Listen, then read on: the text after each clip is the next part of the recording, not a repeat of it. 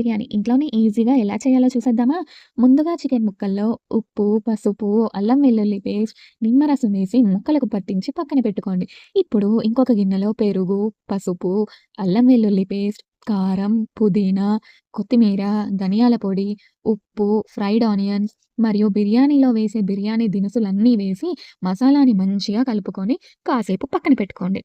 ఆ తర్వాత మనం ముందుగా కలిపి పెట్టుకున్న చికెన్‌లో కారం, చికెన్ మసాలా, పుదీనా, కొంచెం కార్న్‌ఫ్లోర్, మైదా పిండి మరియు 2 ఎగ్స్‌ని పగలగొట్టి వేసి ఒక అరగంట పాటు మ్యారినేట్ చేయండి. చికెన్ ముక్కలకి మసాలాలు మంచిగా పట్టేసి ఉండాలనమాట. అలా కాసేపు పక్కన పెట్టేసుకోండి. ఇప్పుడు అవే చికెన్ ముక్కల్ని ఆయిల్‌లో క్రిస్పీగా ఫ్రై చేసుకోవడమే. చివరగా బిర్యానీ గిన్నెలో మనం రెడీ చేసుకున్న మసాలా గ్రేవీ, ఫ్రైడ్ చికెన్ వేసి దానిపై సగం ఉడికించిన బిర్యానీ అన్నం లేయర్‌గా వేసి మూత పెట్టి ఒక 15 నిమిషాలు లో ఫ్లేమ్‌లో దమ్ చేసుకోవాలి.